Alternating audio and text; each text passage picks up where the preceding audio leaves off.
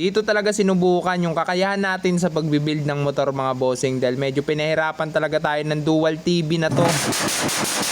Yo, what up mga bossing? For today's video nga mga boss, tara samahan nyo muna akong magkabit ng dual TV. Talagang pawis na pawis dyan si tropa. Medyo mainit kasi ng mga oras na to mga bossing at wala nga tayo masilungan. Kaya ito, tsaga-tsaga na muna tayo dito sa arawan mga bossing. Bali ito na yung pangalawang rebuild natin dito kay Berador mga bossing. Kaya marami tayong adjustment na ginawa dito, lalo na dito sa dual TV dahil marami nga tayong matatabas dyan mga bossing. Talagang pukpukan naman kasi kapag nag-build ka ng motor mga bossing, talagang pag-iisipan mo kung paano nga ba ikakabit yung mga ganyan dahil hindi naman talaga plug and play yan mga bossing. Kaya yan si tropa, tamang isip-isip muna at ikakabit niya nga muna dito yung gas tank para masukatan yung mga tatabasin. Pero habang busy nga dyan si bossing ay magsha-shoutout muna tayo ng mga nag-share ng video natin nung nakarang upload natin. Ayun nga mga bossing, big shoutout kay Idol, syempre sa bossing natin na si James. Yan, shoutout sa'yo bossing, kay Kevin, kay Mark. Yan, shoutout mga boss kay Charles, kay Sin.